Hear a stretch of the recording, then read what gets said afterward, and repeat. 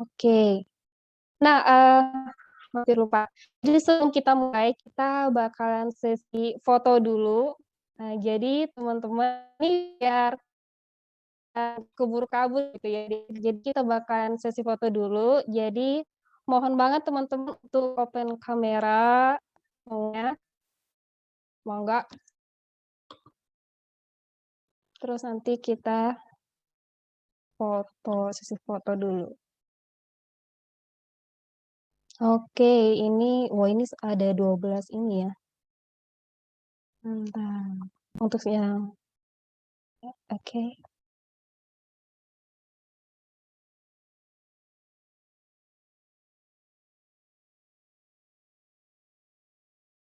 Banyak nih yang belum nih. Ya.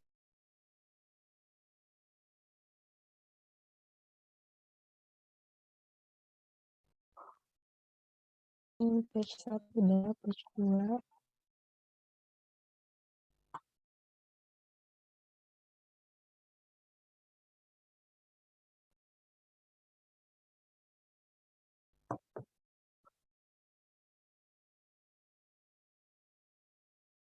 Oke, kita mulai aja untuk yang page pertama. Bentar, ini belum muncul semua nih.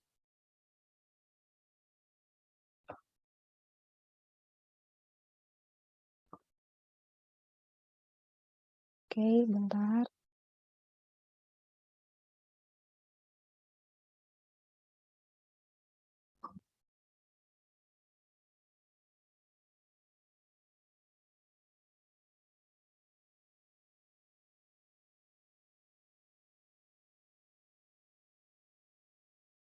Halo teman-teman, suara saya jelas? Jelas, tadi sempat lag. Iya, kamu jaringannya sedang bermasalah tadi. Oke, maaf ya teman-temannya ada kendala teknis.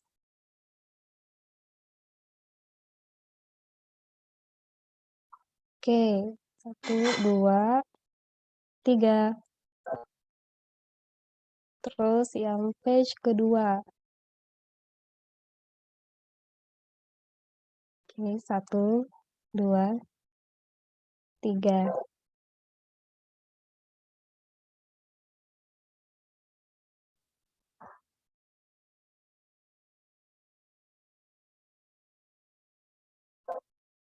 Nah, oke. Jadi teman-teman, untuk yang page yang lainnya sudah dibantu sama Sekprodi S1 IF. Jadi, oke, makasih banyak teman-teman udah open cam. Nah, kita mulai aja untuk sesi materi pertama, yaitu basic C++ yang akan dibawakan oleh Mas Yuslan Abu Bakar. Mas Yuslan udah siap? Oke, Mbak Mita. Oke, siap. Mangga, dipersilahkan. Ya, terima kasih Mbak Mita. Assalamualaikum Sama-sama. warahmatullahi wabarakatuh. Selamat pagi buat teman-teman semua. Pagi juga buat dari Prodi S1 IF Telkom University dan juga pagi untuk Kak Eliza.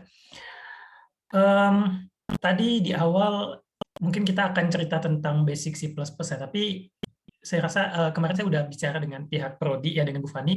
Kayaknya kita nggak akan sempat gitu kalau mau bahas C++ dalam waktu yang singkat. Jadi pagi ini saya akan bawa materi terkait dengan introduction to data structure gitu ya. Bentar saya izin share screen. Oke, teman-teman udah bisa lihat layar saya? Sudah, Pak. Oke ya.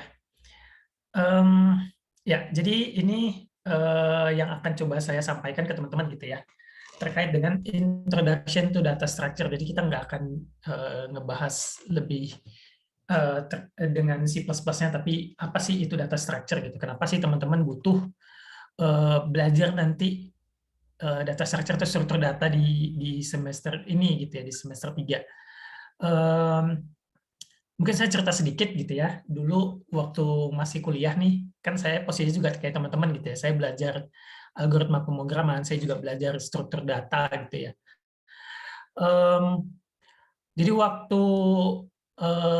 dulu waktu saya ngambil algoritma pemrograman ya sebelum masuk ke struktur data, saya dulu sempat bingung gitu. Ini kok gini sih materinya gitu ya? Kok saya nggak ngerti nih apa sih itu array gitu ya? Apa sih itu sorting, searching itu gimana? Itu saya sampai akhir mata kuliah algoritma pemrograman itu saya masih bingung gitu.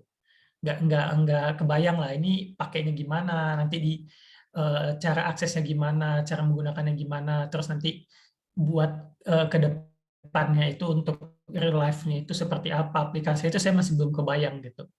Nah, terus waktu saya masuk nih ke struktur data, mata kuliah struktur data, saya mulai ada gambaran, oh ternyata ngoding itu nggak sesusah yang dibayangkan gitu ya, nggak sesusah yang difikirkan. Nanti waktu teman-teman belajar struktur data, nanti teman-teman akan lebih ada visualisasi gitu. Di struktur data itu nanti kelihatan gitu pergerakan data itu seperti apa, nanti array itu bentuknya gimana, nanti ada pergerakan-pergerakan itu lebih kelihatan gitu. Jadi belajar struktur data itu nanti insya Allah akan lebih menyenangkan lah gitu. Kalau misalnya teman-teman kemarin waktu di algoritma pemrograman di AP itu struggle gitu ya. Nanti di sini saya akan coba jelaskan sedikit aja gitu ya, apa itu struktur data dan gimana penggunaannya dalam sehari-hari gitu, dalam dunia nyata itu untuk apa sih struktur data ini gitu ya. Saya akan coba buat yang simple aja gitu supaya teman-teman mungkin nanti lebih gampang untuk mencernanya gitu, untuk mudah mencernanya. Oke, apa sih struktur data itu gitu ya? Nah, di sini ada banyak gambar nih. Saya ada tempel banyak gambar. Ada gambar balon gitu yang di sebelah kiri ini. Ada gambar balon yang bersusun-susun. Terus ada gambar apa nih ya? Koneksi gitu di sini ya. Jadi ada node-node, terus ada koneksi-koneksinya. Terus di sini juga ada gambar seperti gambar antrian gitu ya. Nah, sebelum kita lanjut apa itu struktur data, saya pengen nanya deh ke teman-teman.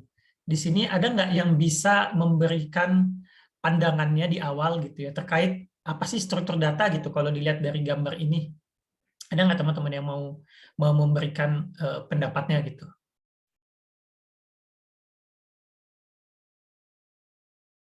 Ada? Oke, saya sambil baca chat ya. Nah, Ayo teman-teman, silakan sampaikan ada pendapatnya. Bu Fani, selamat pagi Bu Fani. Pagi Mas Yuslan.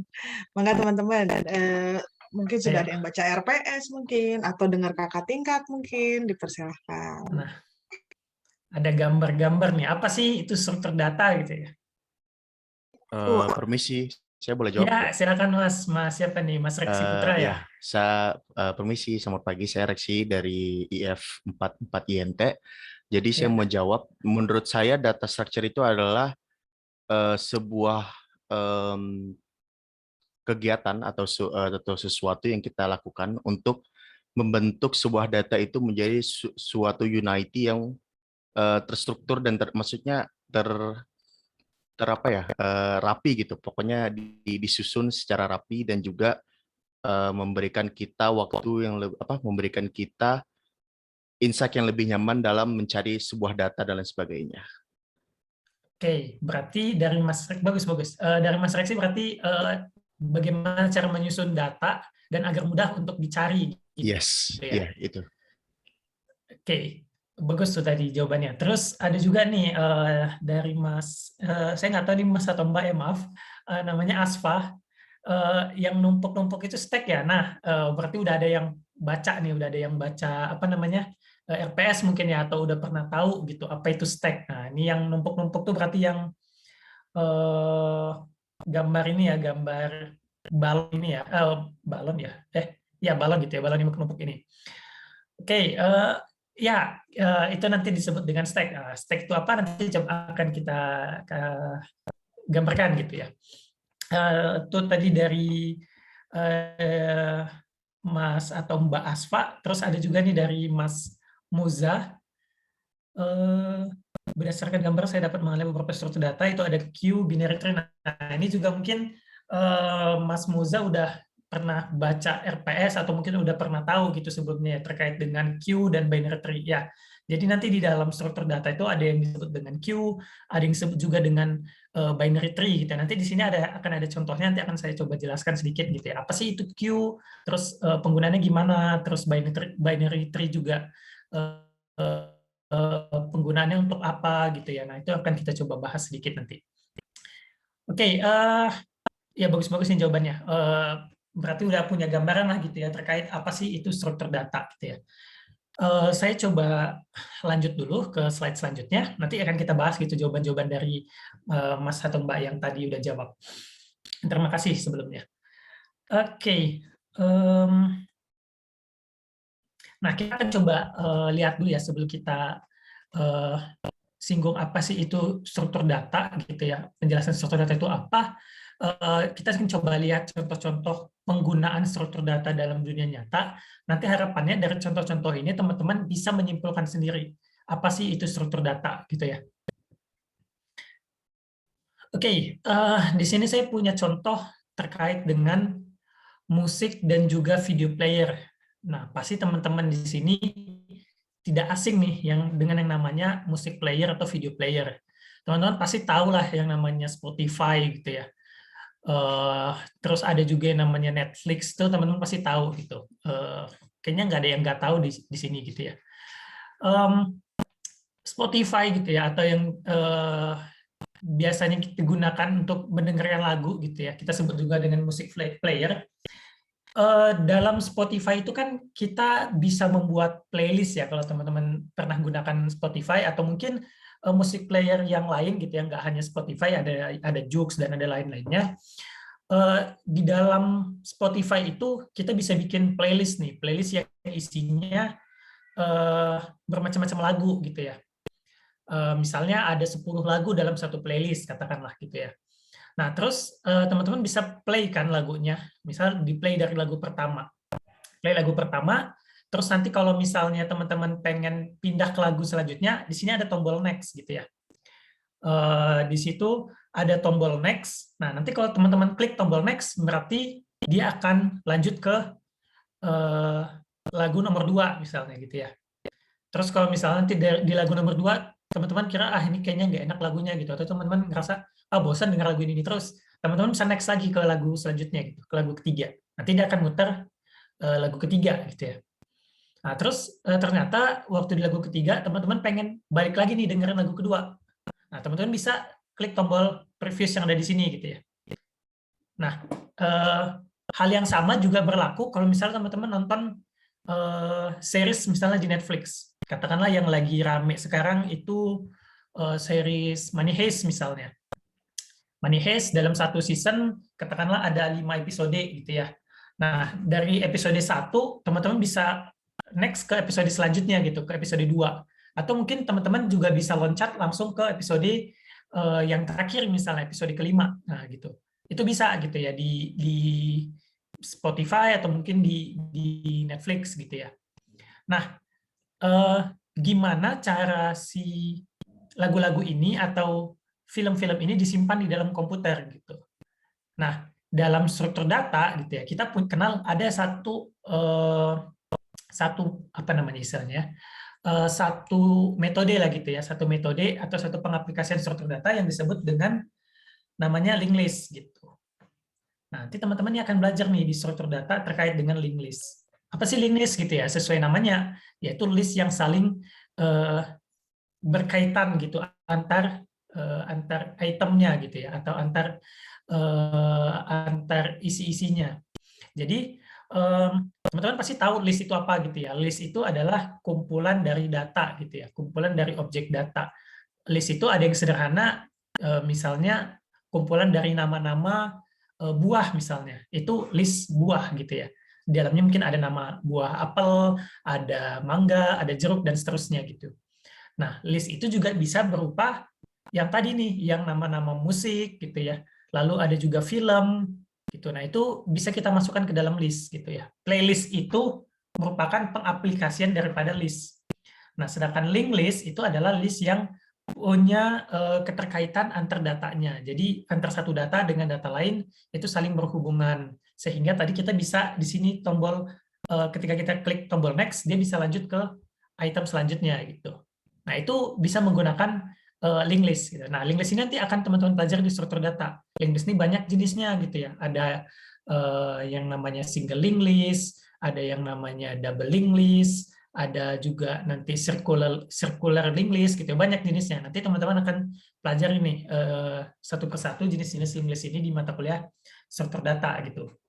Nah, waktu teman-teman belajar linked list, nanti teman-teman mungkin akan kebayang gitu, karena enaknya belajar linked list ini nanti teman-teman dikasih visualisasi gitu ya, visualisasi dari linked list, terus nanti kayak main-main aja gitu, main-main untuk nyelipin data, untuk ngebuat data gitu ya, untuk ngehapus data, nanti teman-teman main-main gitu tuh, ada visualisasinya lah gitu, jadi lebih kebayang gitu. Mungkin kalau waktu di algoritma pemrograman kemarin, waktu belajar array misalnya teman-teman pusing gitu ya, ini gimana sih bentuknya, aplikasinya gimana gitu ya. Nah, kalau linked list nanti teman-teman akan lebih ada gambaran lah gitu ya, gimana pengaplikasian linked list gitu. Nah, itu salah satu pengaplikasian struktur data gitu ya. Ada yang mau nanya di sini mungkin Mbak Risma? Oh, bukan. Oke. Kita akan lihat contoh selanjutnya gitu ya.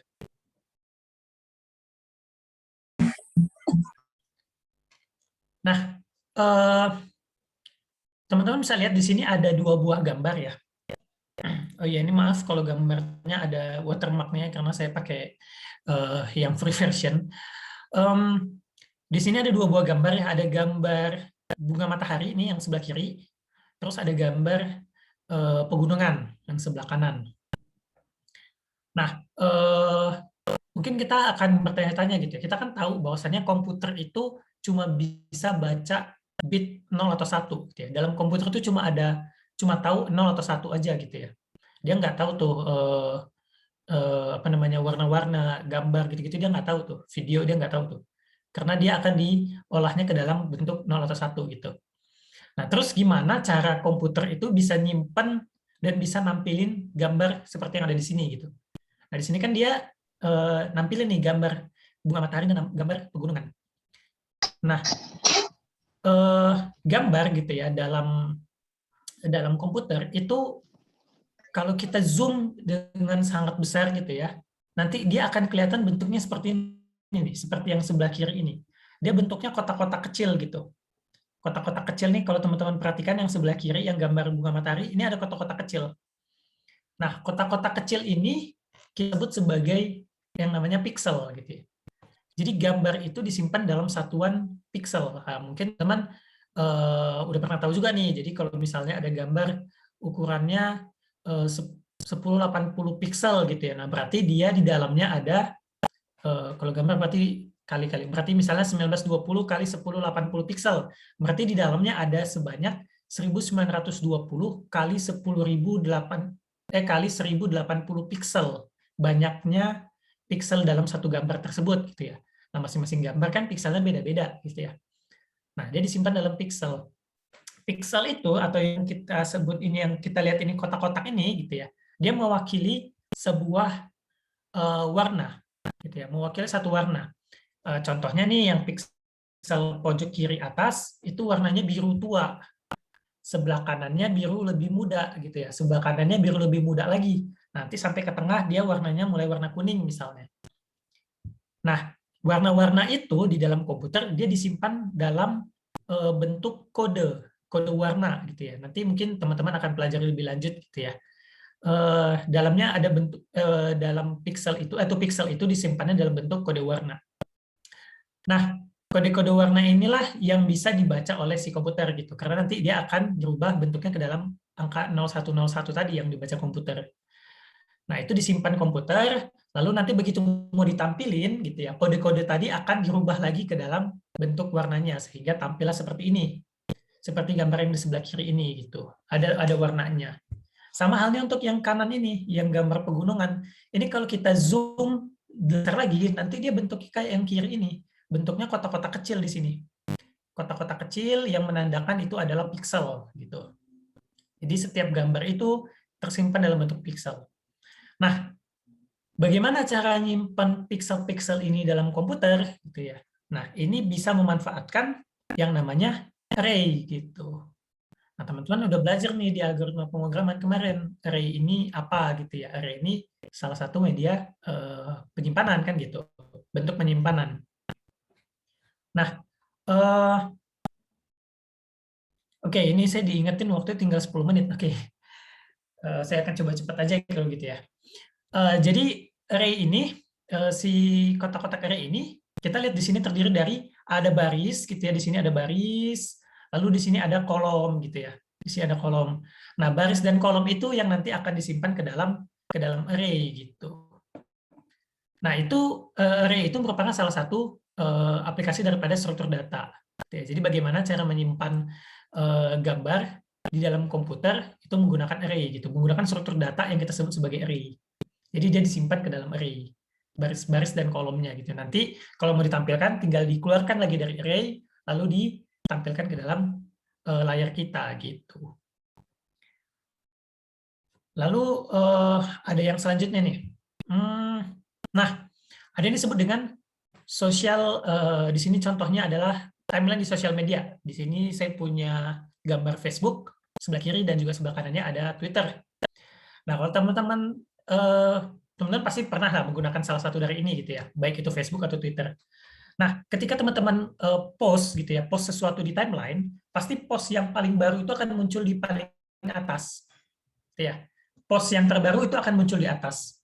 Bisa juga sih sebenarnya di set yang apa namanya istilahnya yang paling top ya, apa istilahnya yang paling populer gitu yang di atas. Tapi kebanyakan gitu ya secara implementasinya dan basicnya adalah yang paling terakhir di post gitu ya, itu akan muncul di paling atas.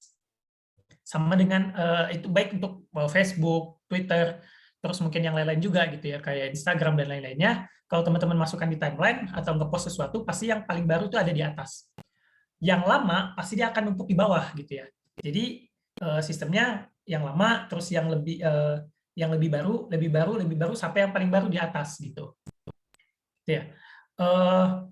Nah, gimana cara untuk menyusun itu gitu ya. Nah, kita di struktur data nanti akan belajar ada yang namanya stack. Nah, tadi ada yang udah nyinggung tuh stack gitu ya, yang tumpukan balon. Nah, sama kayak itu gitu ya. Jadi yang paling lama dia akan di bawah, terus yang baru ada di atas, yang baru ada di atas, yang baru ada di atas gitu ya. Jadi kalau kita misal mau menghapus, nanti dia menghapusnya dari yang atas dulu. Menghapusnya dari yang atas dulu sampai nanti ke bawah. Gitu.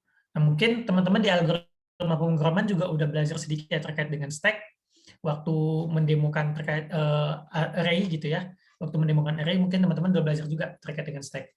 Nah, tapi penggunaan di dunia nyatanya seperti ini gitu ya. Jadi kalau misalnya teman-teman nge-post sesuatu di timeline, dia yang paling baru di posisi di atas. Nah, itu bisa memanfaatkan yang namanya stack. Di struktur data nanti, di mata kuliah struktur data, teman-teman akan belajar nih, bagaimana cara membuat stack, gitu ya. Bagaimana cara menggunakan stack. Gitu. Selanjutnya, nah, ya, kalau ini mungkin dari namanya udah tahu gitu ya, ini adalah sistem antrian. Ya, teman-teman pasti nggak asing lah dengan sistem antrian gitu ya. Kalau teman-teman ke ATM pasti nanti ngantri gitu ya, atau yang lebih realnya lagi, lebih program lagi gitu ya. Di sini nih ada sebelah kanan, kalau misalnya teman-teman datang ke bank, lalu nanti teman-teman dikasih nih nomor antrian yang dikeluarkan dari sistem. Nah, nanti teman-teman akan dipanggil sesuai dengan nomor antriannya ke counter yang sesuai gitu misalnya. Nah, nomor antrian ini gitu ya, ini bisa kita manfaatkan dengan bantuan yang namanya queue. Nah, jadi di struktur data teman-teman juga akan belajar nih apa itu queue. Bagaimana cara menggunakannya gitu ya. Nanti teman-teman akan belajar ini queue gitu. Ada di struktur data. Nah, ini implementasinya kayak gini gitu ya. Bisa untuk membuat sistem nomor antrian. Contohnya tadi digunakan di bank gitu. Kalau misalnya teman-teman mau ke customer service gitu ya, nanti pasti ada nomor antriannya gitu. Atau kalau mau ke teller pun pasti ada nomor antriannya gitu ya. Nah, selanjutnya gitu ya. Di sini ada, nah ini. Di sini teman-teman lihat nih yang sebelah kiri. Di sini ada gambar orang yang saling berhubungan satu sama lainnya. Gitu ya. Di sosial media kalau teman-teman katakanlah nih ya orang yang di tengah-tengahnya yang warna biru, dia nge-follow orang yang ini gitu ya di sebelah kanannya. Lalu nanti ini nge-follow yang orang lain lagi, nge-follow orang yang lain lagi gitu ya. Dan seterusnya ini membuat sebuah hubungan gitu ya, hubungan follow antar orang-orang di sosial media. Contohnya misalnya saya nge-follow Bu Fani nih di Instagram. Terus Bu Fani juga ada nge-follow Mbak Mita gitu ya. Terus Mbak Mita nge-follow siapa dan seterusnya gitu ya. Nah, hubungan saling follow itu membentuk sesuatu yang disebut di sini dengan yang namanya graph gitu ya. Mungkin teman-teman udah pernah belajar ya di mata kuliah apa ya? Mata kuliah Matdis gitu ya, atau apa, saya lupa. Mungkin teman-teman udah belajar nih apa yang namanya graph. Nah, graph itu ya ini saling hubungan antar, kalau di sini contohnya antar orang gitu ya, antar akun sosial media gitu.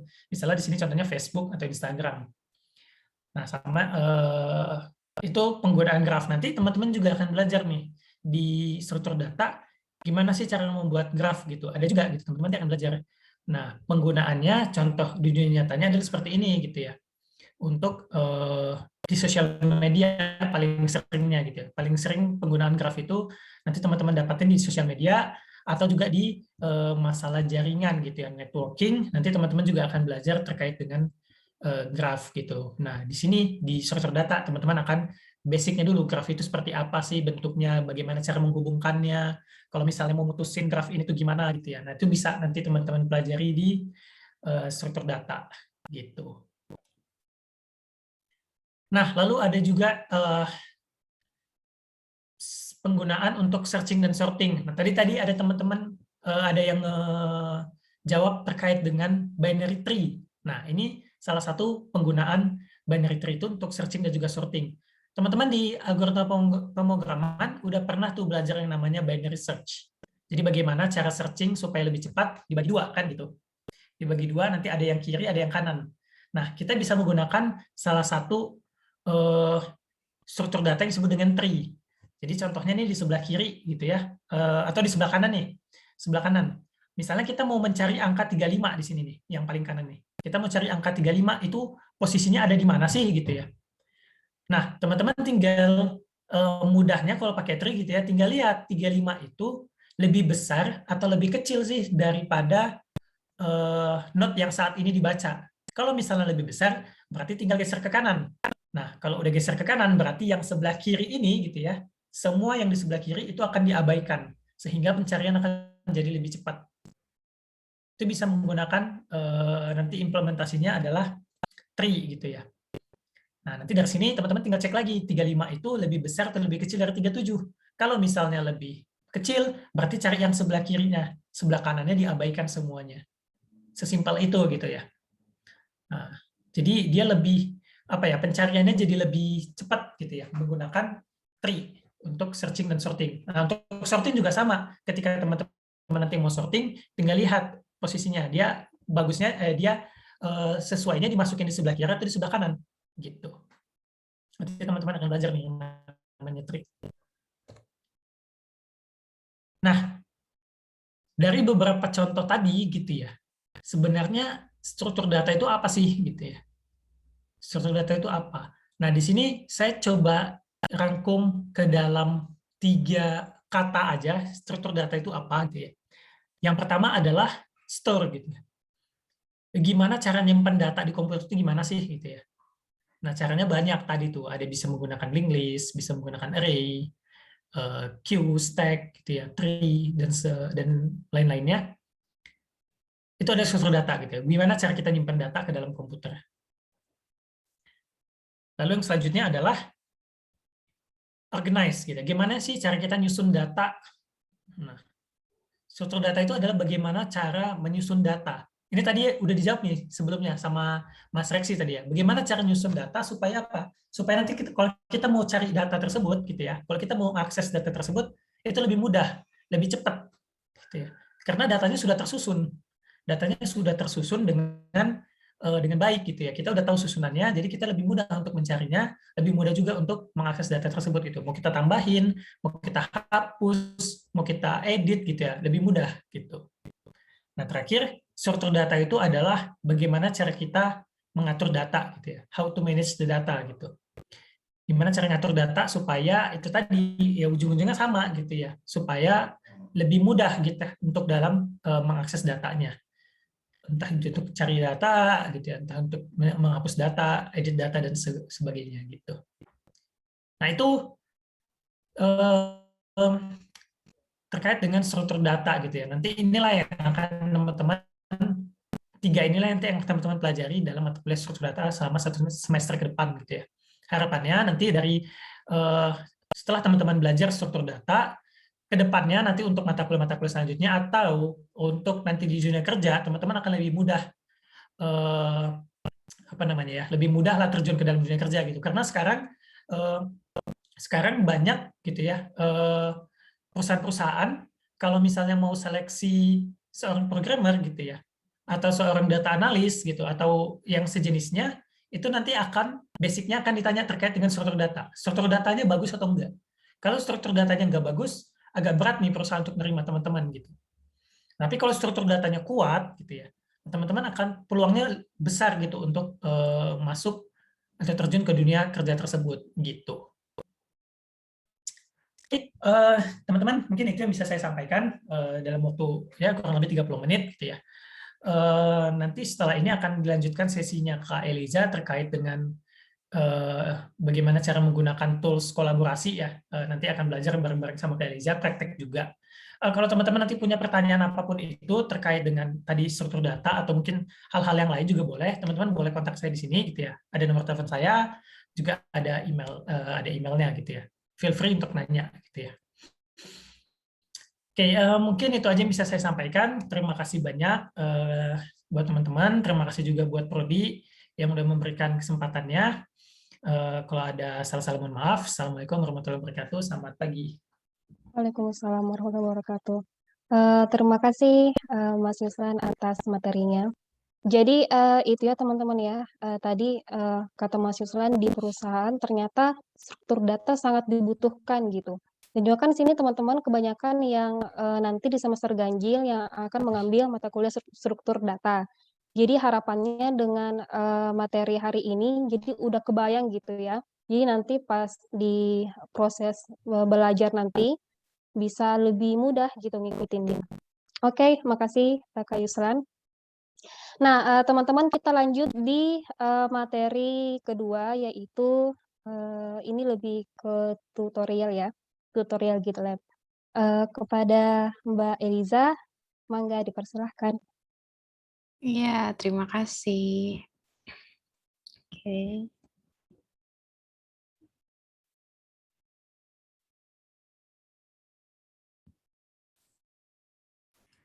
Oke, Assalamualaikum warahmatullahi wabarakatuh. Kali ini aku ngebawain tentang Introduction to Git. Jadi kalau tadi judulnya emang ada GitLab ya, cuman mungkin di sini aku akan lebih nekanin ke Git-nya dulu, karena kan untuk aku kemarin ngobrol sama Bu Fani, di sini juga belum pernah diajarin sama sekali untuk Git ya. Jadi untuk perkenalan dulu, jadi Git itu, sorry, lanjut dulu ya. Oke, mungkin aku perkenalan diri dulu aja. Nama aku Eliza. Aku sekarang kerja di Grab sebagai software engineer, khususnya bagian Android, tepatnya di divisi merchant. Jadi kalau misalnya kalian pesan GrabFood, itu kan ada merchant. Jadi nggak cuma kita sebagai customer, ada driver, ada juga merchant ya. Nah, kalau pesan GrabFood itu ada merchantnya juga punya aplikasi. Nah, namanya Grab Merchant. Aku kebetulan sekarang lagi fokusnya di aplikasi itu, Grab Merchant. Nah, dan aku juga alumni Telkom, jadi tadi aku lihat beberapa nama-namanya rata-rata angkatan 44 ya. Aku dulu angkatan 37, jadi lumayan jauh ya jaraknya. Aku dulu itu juga Asprak ini juga Alstrukdat. Tadi lihat Yuslan ngejelasin juga ada jadi ingat, udah lumayan lupa sih, soalnya udah lama banget kan. Dan ya, mari kita belajar. Soalnya kita sama-sama belajar sih di sini, karena jujur yang aku kenalin di sini, ini basicnya ya, basic Git, karena sebetulnya untuk Git sendiri itu masih sangat amat luas, itu masih sangat amat banyak yang masih bisa dieksplor, karena itu tergantung case by case yang kita hadapi nanti gitu. Dan di sini ada yang udah pernah dengar tentang Git atau udah pernah nyoba make Git nggak? Mungkin bisa di chat aja, mungkin ada yang pernah, atau kalau udah pernah dengar, kira-kira apa sih yang dalam pikiran kalian tuh kalau misalnya dengar tentang Git gitu? Ya, GitHub itu adalah hostnya, dia itu nge-host Git gitu. Nanti kita akan jelasin.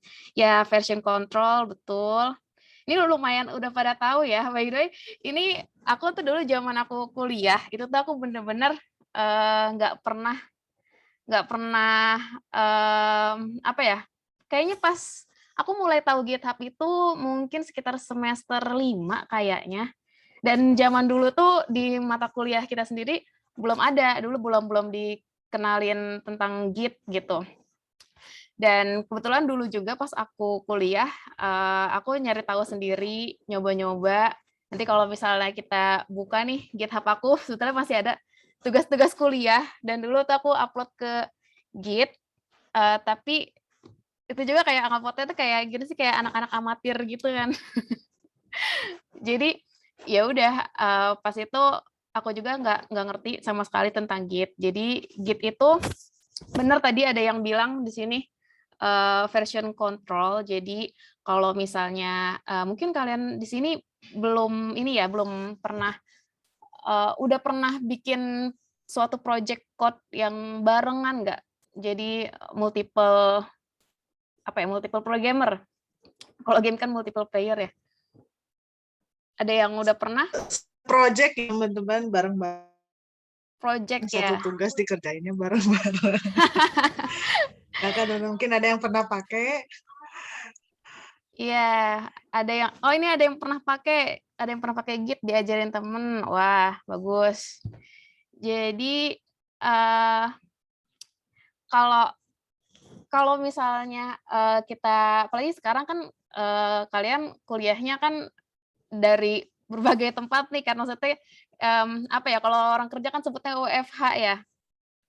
Nah ini kan agak sulit ya kalau misalnya kalian punya suatu project, terus kalian mau bikin satu codingan gitu, suatu program, tapi ada beberapa orang kayak gitu. Nah, gimana sih caranya biar apa ya, biar lebih efektif, lebih enak, gimana caranya gitu kan. By the way, sebetulnya dalam dunia industri gitu, kayak aku sendiri nih, daily activity-nya di kantor, aku selalu pakai Git setiap hari, bener-bener setiap hari aku pakai Git. Jadi dulu mungkin ya pas aku masih kuliah pun itu aku juga agak lupa ya kenapa dulu aku nyoba-nyoba Git gitu, karena aku dulu awalnya nyoba-nyoba Git karena aku ngelihat di LinkedIn itu kebanyakan orang-orang tuh kalau ngelihat anak-anak informatika tuh portofolionya tuh dari GitHub dulu tuh.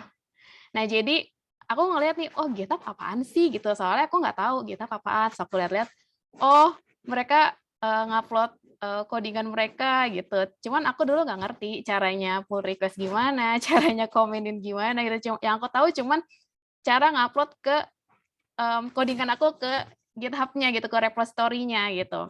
Nah dulu aku main nyoba upload aja gitu, ada tugas kuliah juga aku upload aja gitu dulu.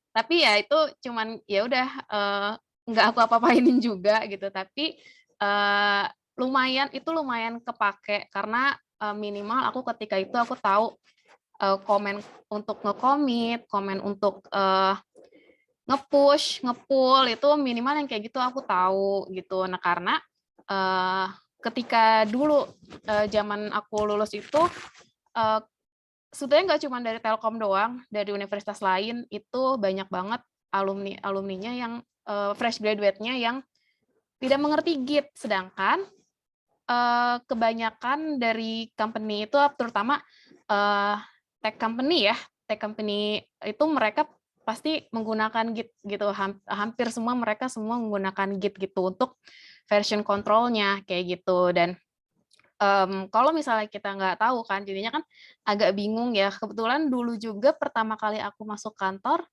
basic Git aku juga aku nggak ngerti cara pull request ketika itu. Aku cuma tahu ya itu yang tadi aku bilang, push, pull, merge juga aku nggak tahu gitu kan. Sampai pas pertama kali aku masuk kantor gitu, aku ngeri sendiri gitu. Aduh, aku takut salah klik nih. Nanti aku nge-merge tiba-tiba orang dapat apa gitu kan. Kayak gitu. Nah, dulu jadi dulu tuh pas kuliah aku tuh mikirnya nggak ini sih untuk kuliah sendiri kayaknya nggak terlalu butuh banget gitu ya, karena kan pas kuliah kan kebanyakan kita juga ngerjainnya tugas-tugas tuh banyak kan kita sendiri gitu, kecuali ada tugas besar. Nah, tugas besar ribet nggak sih kalau kita pakai Git gitu kan? Ya udah sekalian aja keroyokan gitu kan, lebih enak keroyokan kayak gitu. Sebetulnya apa ya? Kalau misalnya dulu zaman aku offline, kuliahnya offline sih, enak-enak aja ya kita ngoding satu laptop gitu, terus kita sambil ngobrol, kira-kira gimana nih codingannya, kayak gitu. Tapi kalau misalnya kita terpisah dengan jarak seperti ini kan agak sulit ya, mungkin harus nge-Zoom atau gimana gitu kan. Nah, untuk yang kalau misalnya, tapi aku kemarin sempat nanya sama sepupu aku kebetulan anak informatika juga di Telkom Purwokerto ya kemarin tuh, Purwokerto ya yang ada Telkomnya. Nah, di sana mereka juga pakai Git, bukan diajarin sih tapi kebetulan sepupu aku dia belajar Git sendiri, terus sama teman-temannya ngerjain tugas tuh pakai Git gitu. Tapi mereka itu keroyokan nih dalam satu branch, jadi ntar ada yang nge-push, terus mereka nge-pull lagi, terus di-push lagi. Jadi itu apa ya? Kalau aku nyebutnya keroyokan, keroyokan di satu branch. Jadi dalam satu branch itu ada beberapa orang yang ngerjain kayak gitu. Tapi sebetulnya best practice-nya gimana sih gitu kan dalam dunia industri gitu ya. Jadi gini, pertama aku jelasin dulu deh masalah Git ya. Git itu kalau yang belum kebayang, kita kan kalau misalnya bikin codingan itu ada yang misalnya kita pengen tahu nih untuk nge-track codingan kita gitu. Jadi misalnya siapa yang nulis line ini kita ngomonginnya codingan program lumayan ada beberapa orang yang ngerjain gitu ya. Misalnya kita mau tahu nih line ini siapa yang ngerjain. Misalnya sebelum line ini jadi kayak gini, sebelumnya kayak gimana sih gitu. Jadi historinya gitu. Kelihatan di situ dan juga itu versioning control. Nah, versioning control itu apa? Nanti aku jelasin di slide selanjutnya. Nah, di sini kalau dari Wikipedia itu dia bilang Git is software for tracking changes in any set of files, usually used for coordinating work among programmers, collaboratively developing source code during software development. Jadi emang ini software untuk nge-track changes ya dari codingannya. Nah, biasanya dipakai sama beberapa programmer untuk kerja bareng nih, kayak gitu. Nah, tadi ada yang ngomong GitHub. Nah, jadi gini, Git sama GitHub itu berbeda ya. Git itu tadi kita lihat software for tracking changes. Nah, kalau GitHub ini ada GitHub, ada GitLab, ada Bitbucket. Yang paling terkenal 3 itu sih sebetulnya. Aku nggak tahu ada lagi, ya kayaknya ada yang lain juga, tapi aku nggak hafal itu apa. Tapi ada beberapa untuk nge-host si Git ini. Jadi mereka ini adalah provider untuk nge-host si Git-nya itu sendiri gitu. Nah, ini kebanyakan yang tadi aku bilang nih, anak-anak kuliah ini biasanya mereka ngapain sih nge-iniin Git, kan agak ribet tuh ya, nge-config-config-nya, komen-komennya kayak gitu. Kita juga ada Google Drive gitu, jadi ntar di download dulu nih codingan temennya, terus diubah-ubah, terus upload lagi gitu. Iya, sama sih gitu. Cuman kan nanti kita lihat bedanya. Nah, kenapa penting banget kalian belajar tentang Git ini? Karena itu dia yang tadi aku bilang, sampai sekarang itu Git itu salah satu requirement kalau misalnya kalian cari kerja di tech industry, salah satunya Git. Dan tadi yang tadi Alstrukdat tadi, itu juga untuk struktur data itu benar-benar juga requirement ya untuk kayak software engineer, terutama software engineer itu pasti ada soal-soal tentang struktur data kayak gitu ketika tes hiring ya kayak gitu. Terus balik lagi ke Git. Nah, Git ini juga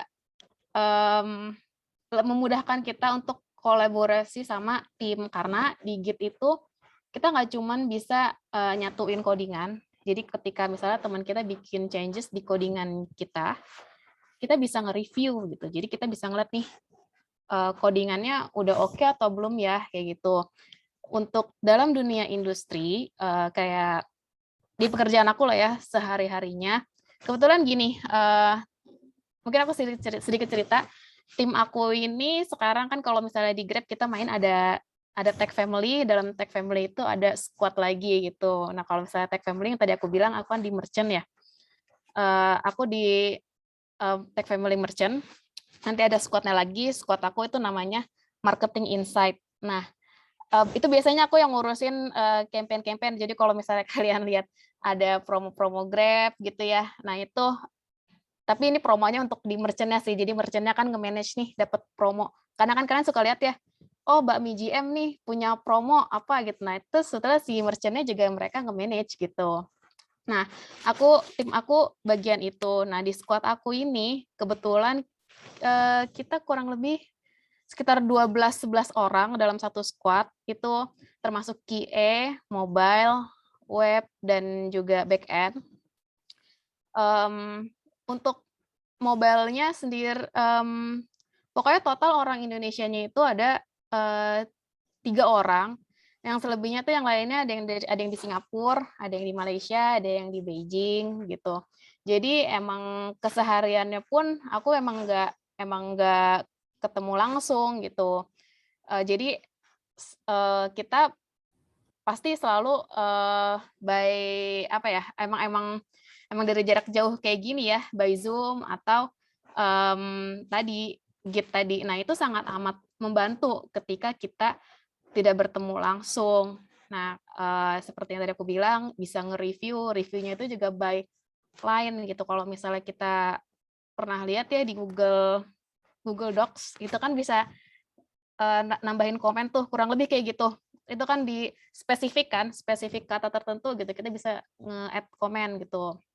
Nah, terus selanjutnya ini juga dia lebih mudah untuk nge-track kode kita. Jadi misalnya sebetulnya ada yang lucu sih, kemarin aku habis ngelihat juga ada aku nggak yakin sih itu updatean baru dari Android Studio atau gimana.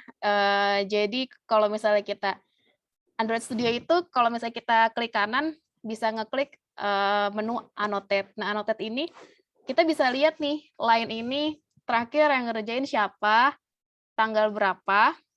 Itu kita bisa lihat gitu. Jadi ketika misalnya aku ngeliat sebuah line, terus aku kayak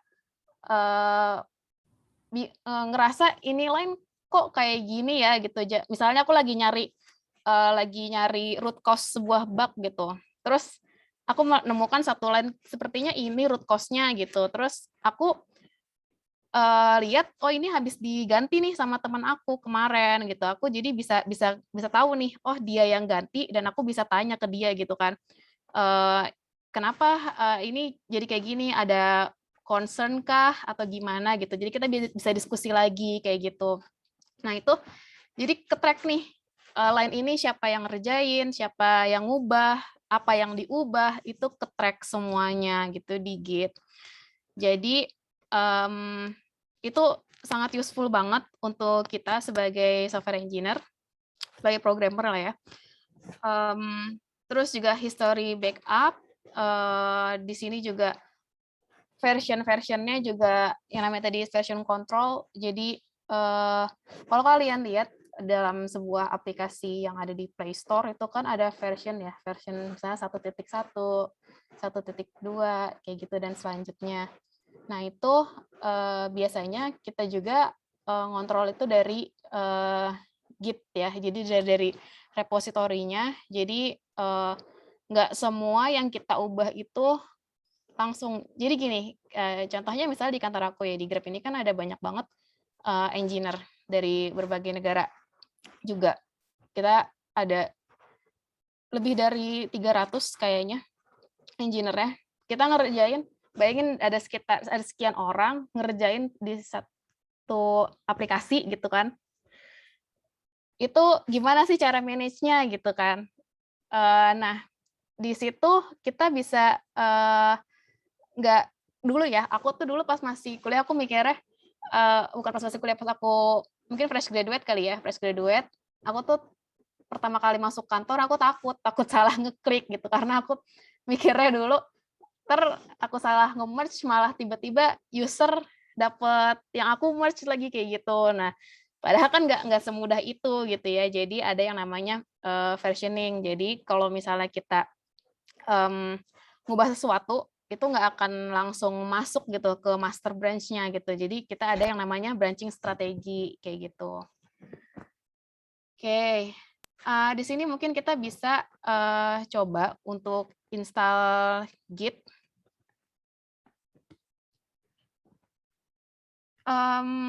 Di sini aku sebetulnya untuk install Git tergantung dari OS-nya ya, OS laptop kalian apa. Kalau misalnya kalian pakai Mac, kalian bisa buka terminal kalian. Kalau misalnya kalian pakai Windows, bisa buka command prompt. Atau Git bash yang udah ada Git bash-nya. Mungkin bisa dicoba buka dulu terminal atau command prompt di laptop kalian.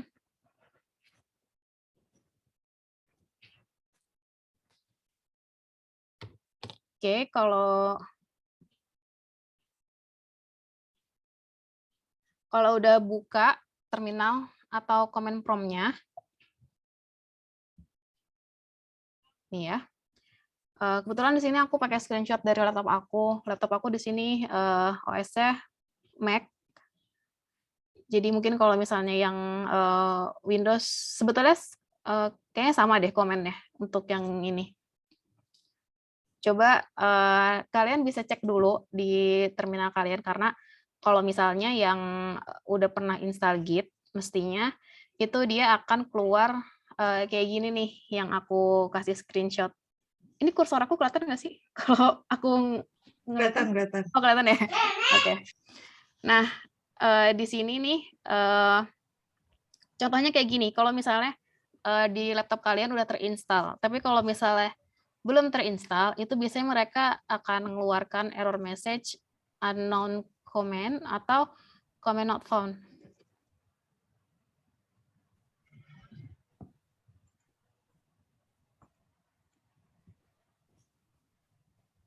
Nah, kalau misalnya kalian udah coba di situ, ada yang udah ada Git-nya di laptopnya. Ketika Git version udah keluar kayak gini, ada nggak? Sudah, Kak. Sudah. Oh, berarti tadi ada yang udah ya? Sudah, oke. Yang selain ini ada nggak yang unknown? Unknown atau command not found? Oke. Tadi yang udah keluar kayak gini, step selanjutnya di skip aja. Kak, Tapi, yang saya not recognize. Ya, itu sama seperti unknown comment atau comment not found. Berarti nanti kamu ikutin step kedua, ya, habis ini. Oke.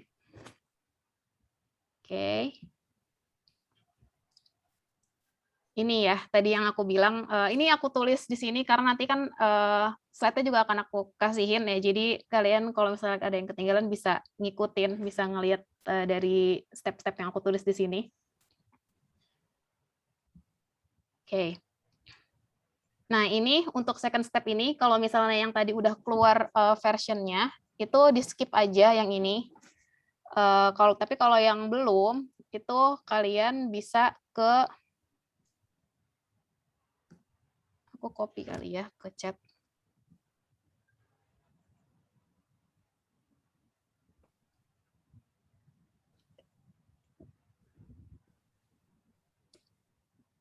Ini untuk yang Windows, ini untuk Windows.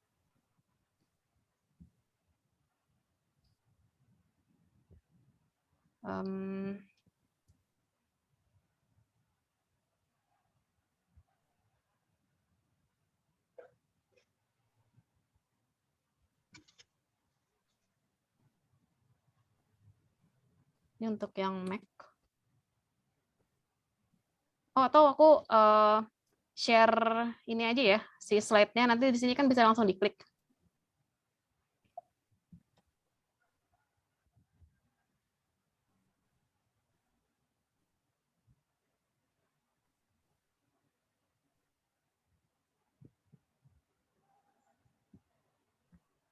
Nanti kalian bisa buka slide-nya. Terus nanti kalian bisa ngeklik link yang ada di slide-nya. Berdasarkan OS kalian, karena kan ada, pasti di sini ada yang pakai Windows, ada yang pakai Mac, ada yang pakai Linux ya.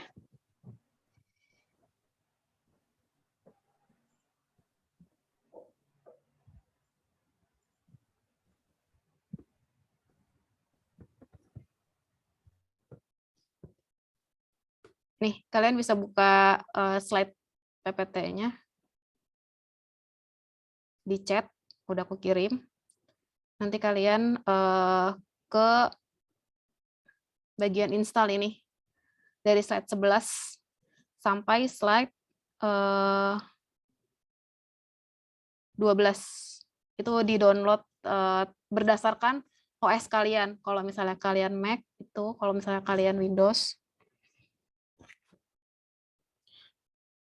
Yang Mac kalau misalnya ada Homebrew bisa pakai brew install.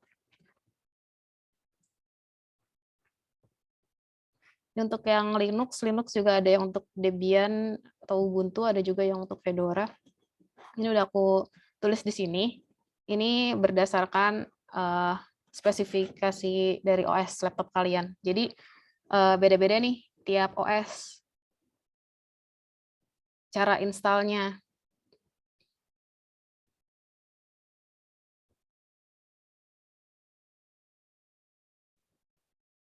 Jadi kalau misalnya udah download, ikutin aja step yang ada di sini.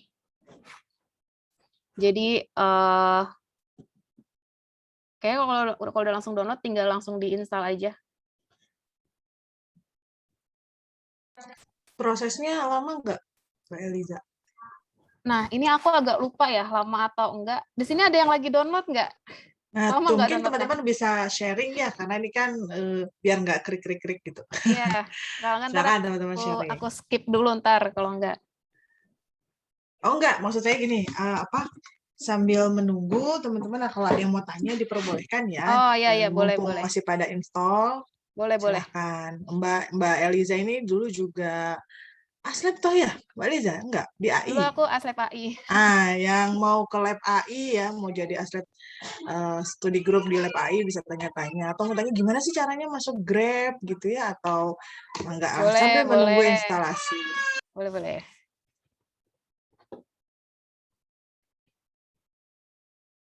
Mungkin kalau yang mau nanya bisa di kolom chat. Mungkin yang tadi udah ada git-nya di laptop. Kan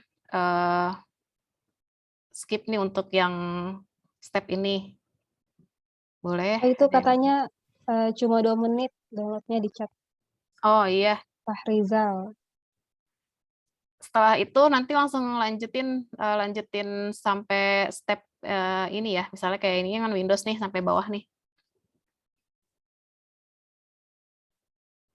Sorry nih, ini git version ini tuh adalah sebuah komen. Mau kasih link.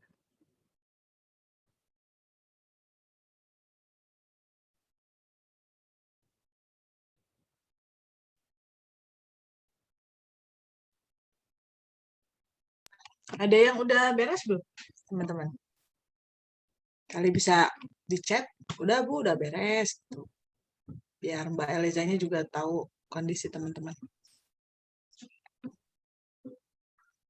Ada yang udah ada udah. itu ya. Oke. Kak mau nanya Kak, Iya, ini yang select komponennya tuh biarin aja kayak gitu Kak?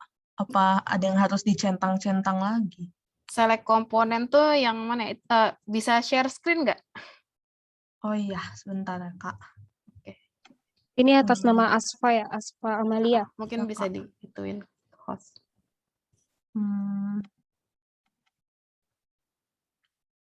Udah terlihat Kak? Mm-mm. Ini tuh dicentang apa udah biarin aja? Next aja. Next aja. Nah, pas sekalian aja Mbak Asfa bantu share kalau nge-install. Biar yang lain lihat. Ya. Yang ini di back dulu, Bu. Enggak. Lanjut. Lanjut aja, lanjut. Lanjut. Git. Oke, next. Oke, next. Ya, next aja.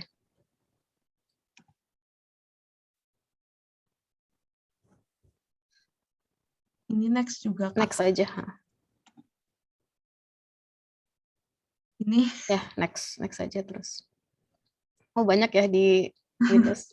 Ini kita next-nextin aja dulu. Aku juga agak lupa sih untuk ini, tapi biasanya mereka langsung ke default tuh yang biasanya ini.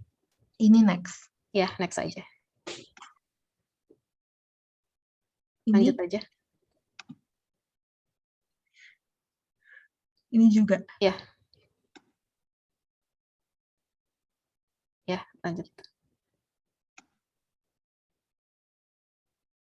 Lanjut aja. Terus. Ini dicentang atau biarin aja, Kak? Support sudo console. Ini nggak perlu sih, nggak apa-apa. Install aja langsung.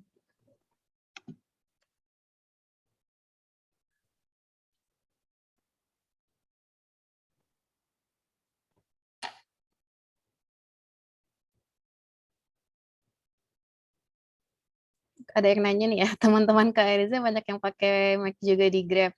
Jadi kalau di kantor aku untuk engineer, tim engineering itu engineering dan desain itu memang kita pakai Mac semua. Itu emang dari kantor. Jadi dan lagi kalau misalnya untuk Android sebetulnya kan emang butuh ini ya apa performance laptop yang lumayan gitu untuk ngerannya. Grab menerima fresh graduate nggak, Kak? Oh, menerima. Aku dulu masuk Grab fresh graduate kok. Jadi tergantung nanti kalian bisa cek di website Grab itu update kok, update banget. Jadi kalau misalnya kalau fresh graduate berarti pilihnya yang software engineer aja gitu, bukan yang senior software engineer. Biasanya kalau senior software engineer kan udah ada requirement pengalaman berapa lama gitu ya. Tapi kalau misalnya yang fresh graduate, ya udah kalau yang fresh graduate yang ini aja, yang software engineer biasa dulu. Aku juga pernah kerja di keren. Keren. Kak, terus ini tekan apa, Kak? Udah. Ya, udah finish. Finish. Oke. Coba kamu buka komen prompt kamu. Ini. Coba Git version. Masih coba di close dulu komen prompt-nya. Terus coba di itu lagi. Buka lagi.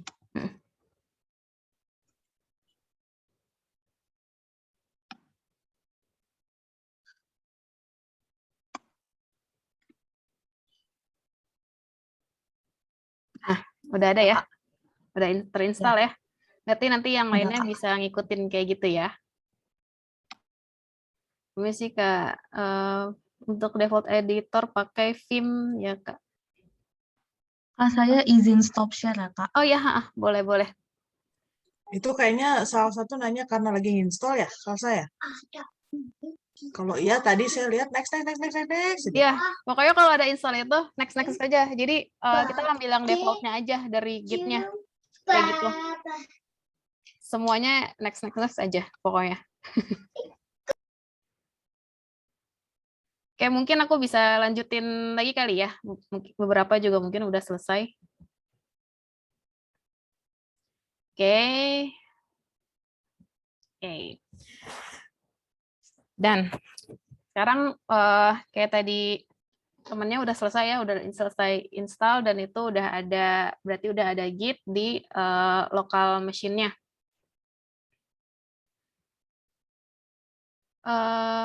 Oh ini ada yang message ke saya. Di Mac cara installnya gimana ya? Tadi lewat ini ya, lewat link yang tadi ada di slide-nya, yang tadi aku share. Dan aku share lagi ya. Di situ ada yang Mac, ada yang Windows, ada yang Linux. Di situ nanti bisa diikutin step by step-nya. Oke, kita lanjut dulu. Nah, kalau udah kayak gitu kan udah install nih ya kita. Tapi Git itu kan baru di lokal machine kita doang. Belum ya kayak tadi teman kita kan di tempat lain kayak gitu. Terus gimana nih caranya kita collaborate gitu sama teman-teman kita. Oke, sekarang kita lanjut ke GitHub. Jadi kemarin itu dikasih tahu ya mungkin GitLab ya. Setelah kemarin juga dikasih pilihan sih mau pakai apa, GitHub atau GitLab. Aku pilih GitHub karena mungkin itu yang paling familiar ya di antara teman-teman juga tadi banyak kan nyebutnya GitHub. Dan untuk kayak di LinkedIn gitu juga banyak kan orang pakai portofolionya di GitHub. Jadi mungkin setelah ini kalian bisa nyoba ngupload codingan kalian di GitHub, bisa jadi bisa jadi apa ya, portofolio kalian gitu. Jadi ntar lumayan banyak tuh. Oke, sekarang kalian lanjut nih. Tadi kan udah lihat ya di slide-nya. Ada selanjutnya ke linknya GitHub di sini. Oke, kalau kalian udah punya account, kalian tinggal sign in. Tapi kalau kalian belum punya, kalian sign up dulu. Ya.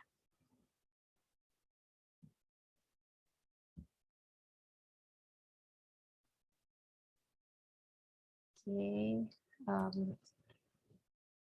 Ini aku langsung ke ininya aja ya, ke Git-nya. Aku sign in dulu.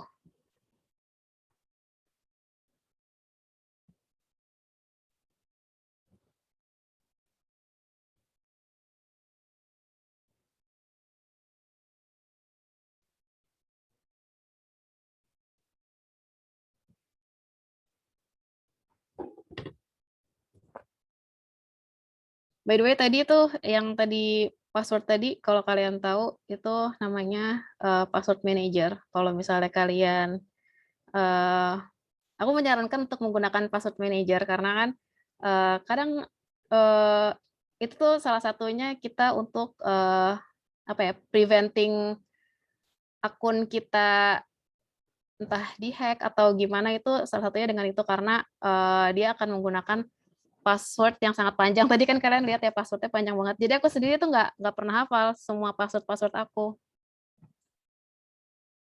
Dan juga jangan lupa pakai two-factor authentication. Nah kalau kalian udah masuk dunia industri kerja, terutama kalau misalnya emang kantornya bener-bener apa ya, benar-benar pay attention gitu ya ke security data segala macam, itu mereka mewajibkan karyawannya untuk menggunakan two-factor authentication dan juga sangat menyarankan untuk menggunakan password manager gitu. Jadi sebetulnya dulu juga aku nggak pakai password manager, jadi kayak beberapa akun aku gitu punya password yang sama dan itu sangat amat bahaya. Kalian ingat kan kemarin ada salah satu e-commerce yang jebol tuh datanya.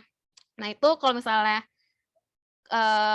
mereka tahu passwordnya, itu kan bisa dicoba ke password ke akun-akun kalian yang lain. Kayak gitu. Jadi kalau misalkan pakai password manager tadi, udah ganti. Kalau kalian pakai password manager tadi, itu akan lebih aman karena setiap akun kalian punya password yang berbeda-beda dan kalian nggak perlu ngafal. Oke, Ini adalah tampilan dari GitHub. Jadi aku sempat bilang, sudah aku nggak terlalu sering update GitHub aku, karena aku di kantor sebetulnya gunainnya GitLab. Dulu tuh GitHub ini aktif ketika aku masih kuliah justru, cuman ya apa ya, bener-bener yang kayak masih keroyokan gitu. Dan ini salah satunya ada website eksplosif. Aku nggak tahu ya eksplosif masih ada atau enggak acaranya di IF. Dulu tuh ada acara eksplosif di IF. Kebetulan pas itu aku juga bikin websitenya, ada di sini. Terus juga ada beberapa, ini kayaknya mata kuliah apa ya? PCD atau apa ya? Pokoknya PCD ada itu. beberapa mata kuliah. Ya, aku tuh nge-upload ke sini Bu Fani. Oh gitu.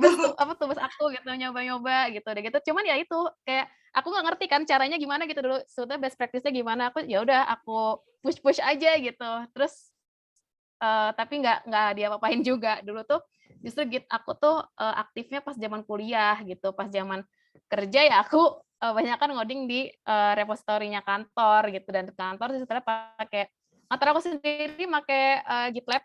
Ada yang pakai GitLab, ada yang pakai ada yang pakai Bitbucket gitu, karena ada beberapa repositori kan di kantor kayak gitu. Dan itu kan semuanya private, dan aku sendiri juga sekarang banyak kan kalaupun di di GitHub juga kebanyakan sih di private repository gitu, jarang untuk public sih sekarang.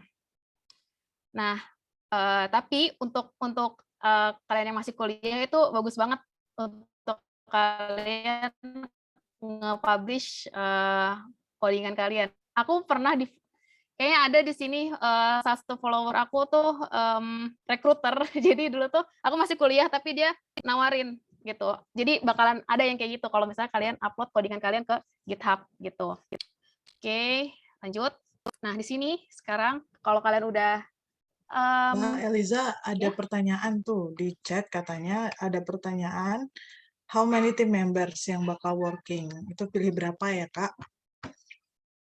How many oh ini ketika sign up ya? Ketika sign up itu terserah sih. Kayaknya itu cuman mereka cuman Pendataan ya? pendataan doang, nggak akan Oh, berpengaruh.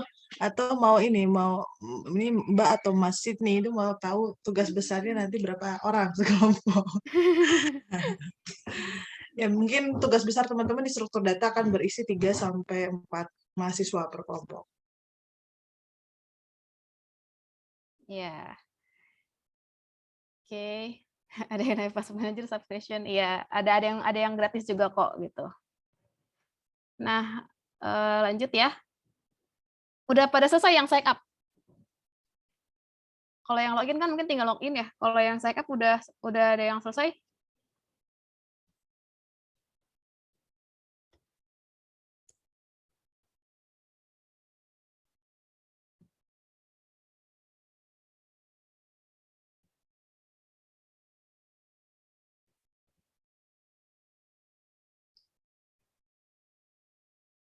Ada yang download Git-nya lama banget ya. Mungkin sudah tergantung ini juga sih ya, dari lokal kita juga, dari internet dan segala macam, banyak faktor. Tapi kemarin aku udah dari slide itu sebetulnya ada step-stepnya udah aku jelasin, ntar bisa dicoba sendiri kalau misalnya di sini belum kekejar.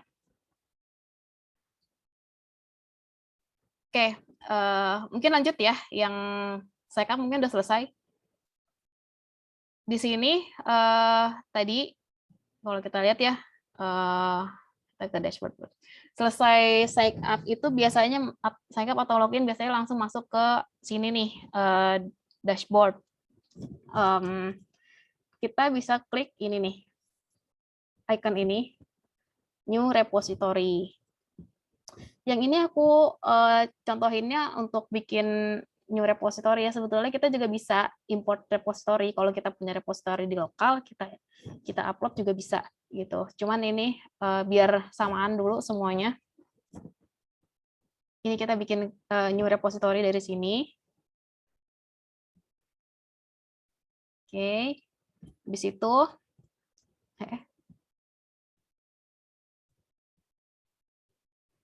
Nah, ini tadi aku nyoba bikin tutorialnya. Jadi, ini kalau bisa dilihat ya, di situ kan ada repository name, ada description, itu bisa diikutin aja apa yang perlu dicentang dari sini nih, udah ada screenshot-nya. Dan itu name repository-nya terserah kalian mau nge-name apa gitu. Biasanya name repository itu adalah nama aplikasinya gitu. Oke, di sini aku akan coba praktekin lagi. Misalnya aku kasih name-nya demo git Telkom. Description-nya sebenarnya terserah kalian sih, mau description apa aja.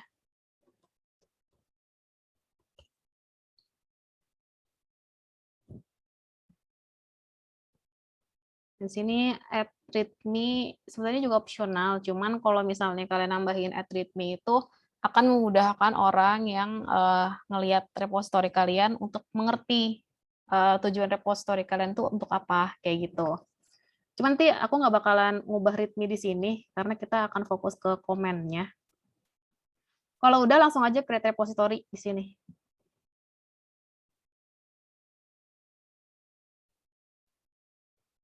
Ya. Sisa waktu 15 menit. Oh, oke. Oke, aku akan agak ngebut sedikit ya. Di sini kalau udah selesai, udah masuk ke udah dibikin repositorinya.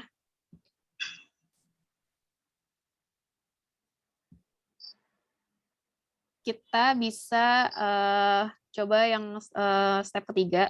Ini step ketiganya adalah kita ngeklon si repositorinya. Nah, ngeklon ini aku agak lupa ya, karena dulu tuh kan emang harusnya ada konfigurasi dulu nih, konfigurasi dari laptop kalian ke Git kalian. Di sini aku udah tulis sih step-stepnya. Tapi kalau misalnya kalian belum konfigurasi itu, berarti kalian harus ngejalanin step-step ini nih. Ada komen-komennya, nanti kalian bisa run itu di terminal kalian. Yang ini aku nggak kasih screenshot dari laptop aku tadi nyari dari internet, karena dari laptopku sendiri udah keinstall kan, jadi aku nggak bisa ngasih screenshotnya kayak gitu. Nah, nanti aku akan jelasin aja. Untuk yang ini aku jelasin dulu deh.